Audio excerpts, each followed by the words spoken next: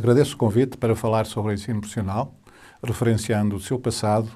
refletindo sobre o presente e perspectivando o futuro e assumo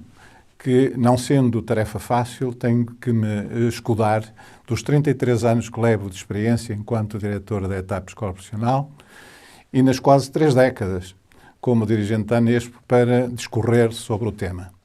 Os tempos presentes são marcados pela publicação do Decreto-Lei 92/2014, que integrou as escolas profissionais no sistema de ensino e definiu claramente o âmbito da sua atividade, abarcando a formação inicial de jovens, em percursos de formação inicial, mas também a formação de adultos para as diversas modalidades e admite a possibilidade da organização de percursos de maior especialização, os cursos de especialização tecnológica, que esperamos voltem a ser priorizados em termos de financiamento. Nos tempos mais recentes, as escolas profissionais não se queixam da falta de autonomia de projetos educativos, mas queixam-se essencialmente da atração dos alunos, particularmente desde que as escolas secundárias passaram a oferecer cursos profissionais. Infelizmente, assistimos a uma oferta desmesurada de cursos científico-humanísticos e à captura e duplicação de turmas de alunos para estes cursos, quando se sabe que uma grande parte deles nunca chega a ser diplomado e a ser diplomado acontece que muitas vezes também nunca chegam ao final dos percursos de formação. Terminam o 12º ano sem qualquer competência profissional, engrossando assim as estatísticas do desemprego jovem e, quando conseguem emprego, não lhes são oferecidas grandes remunerações. Por outro lado, as escolas profissionais queixam-se da chegada às escolas alunos cujo perfil individual com pouca ligação ao perfil dos cursos, o que significa falta de orientação escolar e vocacional, mais parecendo que o objetivo das escolas é verem-se livres de alguns alunos, empurrando-os para um qualquer curso e nada importando com o seu sucesso ou insucesso futuro. Uma coisa nas escolas profissionais sabemos que um aluno que frequenta um curso que gosta é um aluno de sucesso. Mas para isso importaria que os serviços de orientação escolar e profissional fizessem o seu trabalho de forma séria e independente, centrando-se no interesse dos alunos e não no interesse das escolas, onde os técnicos de orientação são colocados com manifesto prejuízo para os alunos e para as famílias. Lamentavelmente, em vez das escolas básicas, onde estão os alunos do 9º ano, abriram as portas para facilitarem o acesso à informação, assiste-se ao fechar descarado das portas das escolas às outras escolas, obstaculizando a divulgação dos cursos e impedindo os alunos e os pais e encarregados de educação de fazerem aquilo que correspondem às escolhas informadas, como devem ser, ligadas aos centros de interesse vocacionais dos jovens. Importa dizer que esta prática será um dos maiores problemas dos nossos dias, pois estamos a comprometer o sucesso de muitos alunos e a esquecer que a educação e a formação profissional são os verdadeiros pilares da nossa sociedade. Estamos a esquecer que a Constituição da República Portuguesa consagra o princípio da liberdade de ensinar e aprender, que todos devem respeitar e considera a educação um direito humano fundamental, e que o mesmo princípio está consagrado na Carta dos Direitos Fundamentais da União Europeia. Com vista ao futuro, importa dizer que, no que concerne à educação e formação no nosso país e no espaço europeu, aguardamos sejam publicados regulamentos dos vários programas que vão levar à prática o PT 2030 e que esperamos permitam o desenvolvimento pessoal e social das populações jovens e adultos, e que esperamos todos que o período de programação, com efeitos até ao final desta época, disponha de recursos necessários para alimentar os índices de escolarização e de qualificação da nossa população. Cabe, a propósito, referir que a Unesco refere para cada ano adicional de escolaridade a média anual do PIB de um país pode aumentar em 0,37%, e defende que uma população com mais educação sabe mais sobre os seus direitos e deveres, sabe pensar de forma crítica e está mais propensa a reivindicar melhorias sociais. Por isso, considero que a aposta nas formações profissionalizantes no ensino secundário como alternativa aos cursos científico-humanísticos, assumidos como sendo verdadeiramente inovadores, centrados na estrutura modular, na pedagogia de projeto e na pedagogia da individualização, são uma garantia para o futuro. Como fator de sucesso na atualidade e no futuro, temos, pois, que salientar que temos um impacto efetivamente positivo se levarmos à prática o PRR, Plano de Recuperação e Resiliência, no que se refere à modernização do ensino e formação profissional, considerado com muito cuidado uma prioridade nacional. Importante referir que a componente 6 deste programa preconiza o aumento da capacidade de resposta do sistema educativo português para combater as desigualdades sociais e aumentar a resiliência do emprego, sobretudo dos mais jovens.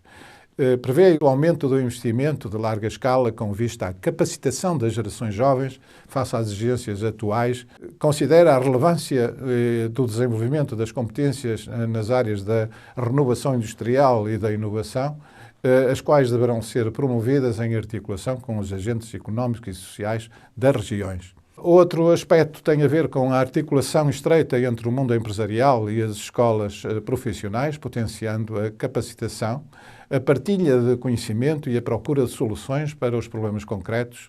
consequentes com as necessidades das empresas, a criação de processos de aproximação e articulação entre as instituições de modo a estimular e criar processos de inovação escaláveis e ecossistemas de aprendizagem ancorados na digitalização, na sustentabilidade, na modernização, na humanização. Ou seja, assume-se que os 365 centros tecnológicos especializados que vão ser criados até 2026 nas escolas, que oferecem formações qualificantes e abarcam áreas de formação ligadas às tecnologias informáticas, industriais, digitais e energias renováveis, vão contribuir para modernizar o ensino e a formação profissional, conferindo-lhe credibilidade e qualidade, potenciar o diálogo e a troca de experiências entre os atores do mundo empresarial, com vista à melhoria do seu desempenho, exigindo-se um largo leque, naturalmente, de parcerias que permitam acompanhar o desenvolvimento dos processos tendentes à implementação dos novos centros tecnológicos, apontando pistas, dando contributos para a elaboração e desenvolvimento das candidaturas numa lógica de melhoria efetiva do ensino e da formação. Colaborar na implementação dos centros tecnológicos especializados, dando particularmente indicações sobre as melhores soluções no que concerne à melhoria das instalações e dos equipamentos mais avançados tecnologicamente. Assegurar o apoio aos alunos nos percursos formativos de dupla certificação escolar e profissional de nível 4, nas áreas referidas no PRR, maiormente a informática, no enquadramento dos alunos nos processos formativos, de apoio à organização das provas de aptidão profissional. Concorrer para a melhoria dos perfis de formação dos formadores nas áreas acima referidas, de forma a assegurar uma efetiva correspondência entre os perfis profissionais de ponta e os perfis de formação que se pretende cada vez mais avançados. Espera-se, pois, que, sendo consabido que se exige que Portugal adote políticas que vão no sentido de promover o crescimento do número de alunos nos percursos qualificantes, isso implica que devemos abandonar o mais rapidamente possível o patamar dos 34% dos alunos do ensino secundário em percursos qualificantes, que compara mal com os 55% que correspondem à média europeia. Temos que perceber que os países mais desenvolvidos da Europa são os que mais fortemente apostam nas formações qualificantes. A França com 60%, a Alemanha com 65%, a Suécia com 70%. Cada vez que vamos subindo na escala europeia para norte, aumenta essa percentagem. Temos de retirar a conclusão de que temos um longo caminho a prosseguir para pôr em execução o programa de governo, o semestre europeu e o PRR, que nos indica que o caminho a seguir importa passar da teoria à prática. Face a este histórico, às lições da experiência que decorrem de uma trajetória de 33 anos em prol da educação e formação, os percursos de dupla certificação escolar e profissional são um exemplo extraordinário de boas práticas a nível nacional e da OCDE e devem ser potenciados como fatores que contribuem de forma determinante para a produtividade e para o desenvolvimento económico e social do nosso país. Nos tempos presentes sabemos que temos uma população em geral pouco escolarizada e qualificada e que, se nos ativermos à população ativa, o panorama em termos quantitativos e qualitativos compara mal com os parceiros da União Europeia. De acordo com a Pordata 2022, a população ativa atinge 5.150.000 indivíduos que estão a trabalhar, estão na idade ativa, dos quais 20.700 não têm qualquer escolaridade. 1.811.300 ativos têm apenas o ensino básico. 1.577.300 têm o ensino secundário e 1.741.800 têm um diploma do ensino superior. Assim, de acordo com a Pordata, estamos confrontados com um grave problema de redução da natalidade, que vai ter reflexo na sociedade e particularmente na economia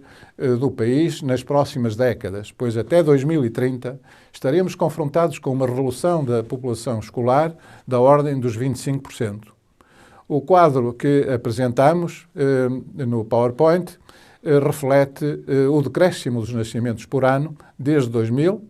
e elucida sobre o grave problema demográfico e o seu reflexo nas escolas e na economia nas próximas décadas. Constatamos que no ano 2000 contávamos 120.000 nascimentos e em 2015, ou seja, 15 anos depois, estávamos no patamar dos 85.000, o que significa que no ensino secundário teremos menos um terço da população escolar até 2030 e assistiremos a uma redução média da população jovem por ano de 2 a 3%, tendo em conta que os dados de 2021 sinalizam que apenas contamos com 79.582 nascimentos. Em face deste deserto demográfico a que assistimos,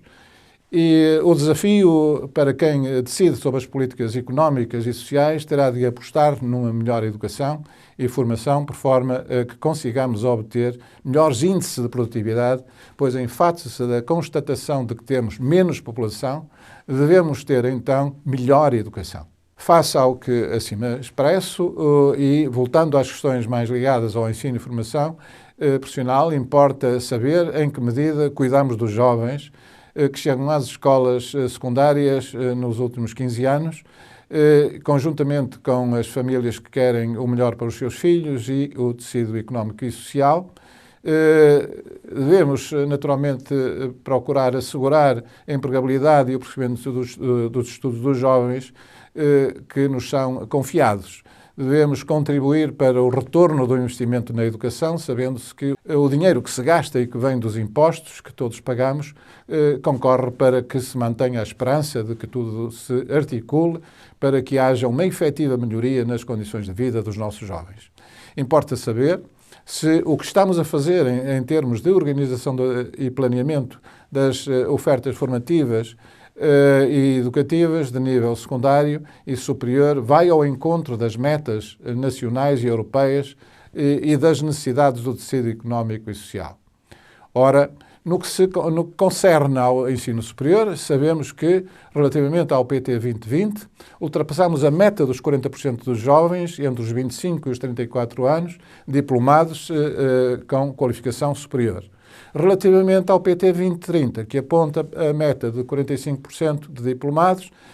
não haverá dúvidas de que a iremos ultrapassar novamente. A pergunta a fazer relativamente ao ensino secundário, cursos científico-humanísticos e profissionais, quantos alunos vão ser encaminhados para cursos científico-humanísticos que conduzem ao ensino superior? Quantos alunos estão a ser encaminhados para o ensino profissional, dotando as empresas dos quadros intermédios? E perguntar se existe coerência entre as ofertas formativas das escolas e as necessidades do tecido económico e social. Não será difícil perceber que estamos a orientar muito mal os alunos para o ensino superior, porque as metas da União Europeia, influenciadas e bastante pelos dados dos países mais desenvolvidos, apontam para 45% de diplomados até 2030.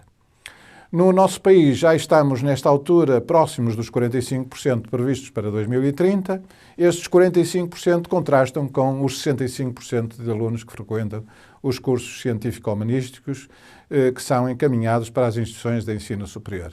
Temos, por isso, 20% de alunos mal encaminhados que deixam de ser qualificados como quadros intermédios e vão para o mundo de trabalho subqualificados e, consequentemente, mal pagos, quando os alunos que estão a ser encaminhados para os cursos finais, tendo em vista dotar as empresas de quadros intermédios, têm melhores remunerações. O número de alunos que são diplomados no final de cada ciclo formativo aponta para 35 mil. Se atendermos a que temos 5 mil que prosseguem estudos para o ensino superior, estaremos então a falar de 30 mil jovens. E a resposta sobre se existe coerência entre as ofertas formativas das escolas e as necessidades do tecido económico e social conduz à seguinte conclusão.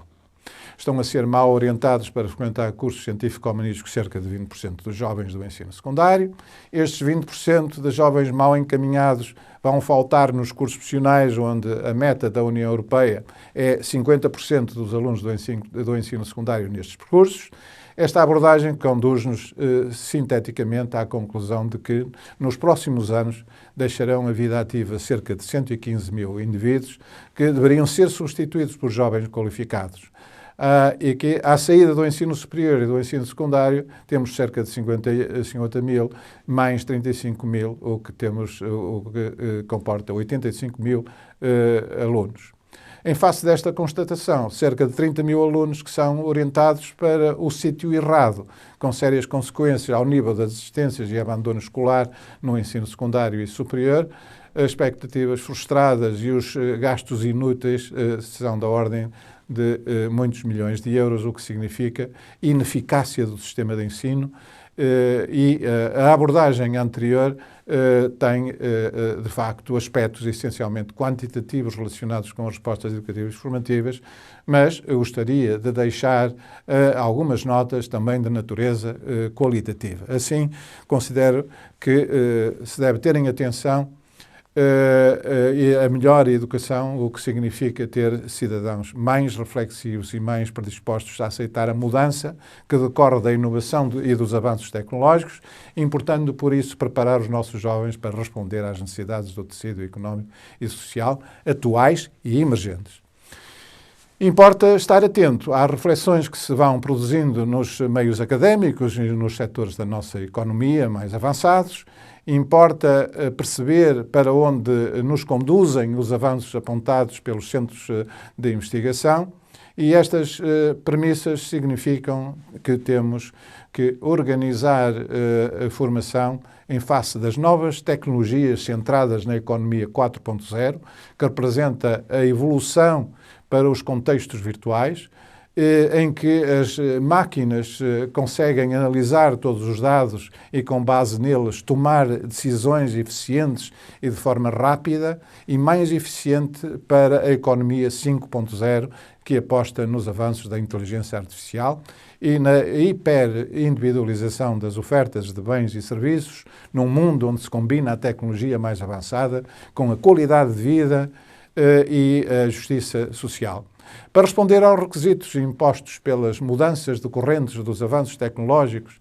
e científicos, é preciso dotar as escolas das ferramentas que permitam acompanhar os avanços tecnológicos sem perder de vista um aspecto essencial, que é a necessidade de capacitar os formadores face às exigências atuais e futuras, o que é uma tarefa difícil, mas que tem que ser encarada com realismo, porque, senão, as escolas andarão sempre atrás do prejuízo e dão razão a quem diz que as escolas estão muito distanciadas das necessidades das empresas. Por outro lado, importa referir os centros de interesse dos alunos, cabendo às escolas informá-los e orientá-los vocacionalmente, pois os alunos que frequentam os cursos ligados aos seus centros de interesse são alunos de sucesso. Importa que se tenha a noção de que cerca de 1/3 dos alunos que terminam o 9º ano têm de escolher um curso integrado nas vias previstas no ensino secundário, são encaminhados para cursos científico-humanísticos sem um mínimo sentido e sem que tenham revelado a mínima vocação para determinadas áreas. Importa que os serviços de orientação escolar e vocacional funcionem como deve ser, de forma autónoma, sem estarem condicionados e funcionarem como correios de transmissão dos gestores das escolas, pois, dessa forma, cada vez mais afastamos-nos dos indicadores europeus e estamos a concorrer para o aumento das existências dos alunos no ensino secundário e para a frustração de milhares de jovens que não terminam o 12º ano ou que, terminando, não entram em qualquer curso universitário ou politécnico ou entrando, não chegam a concluir, ficando com um diploma de um curso geral sem qualquer qualificação profissional. Com vista a dar um efetivo sinal de envolvimento da sociedade nos projetos educativos, requer-se uma postura mais proativa por parte dos parceiros sociais ao nível local, nacional e regional. Espera-se que as escolas profissionais e os empresários se mobilizem e se articulem para responder aos desafios do futuro, que são muito exigentes e que só com uma postura de diálogo e uma parceria ativa será possível responder. Deste modo, tem que se apelar e fomentar o espírito inovador e, falando de inovação, temos que apelar ao fomento do empreendedorismo, mobilizando os alunos para projetos que correspondam às necessidades do tecido económico e social,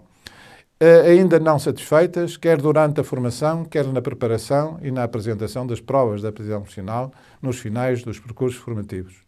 Nos tempos futuros, importa que as escolas adotem uma postura centrada na melhoria incessante dos projetos educativos e formativos, convocando as sinergias que resultam das dinâmicas empreendidas pela comunidade educativa, que apela a que os alunos sejam mais ativos e reflexivos, propensos a dominar competências específicas, mas também competências transversais.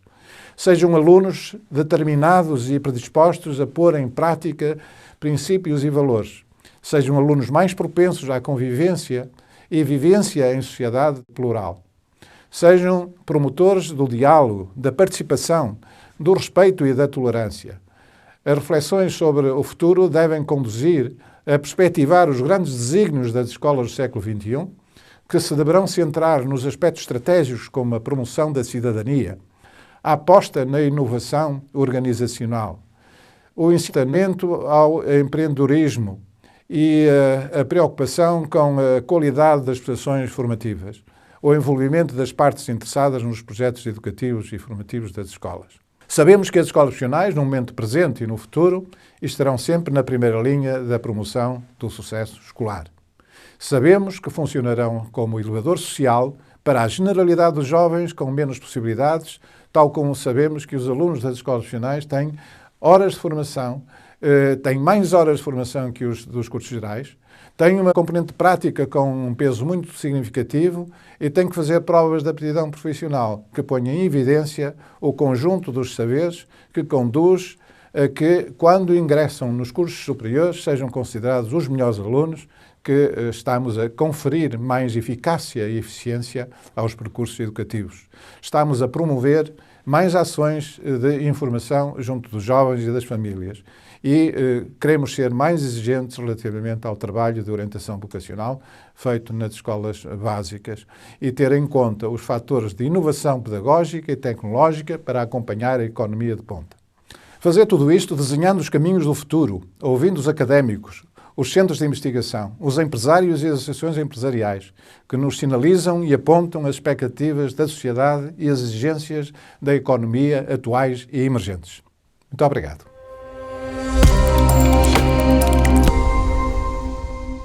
Lei Educação. Um ponto de encontro.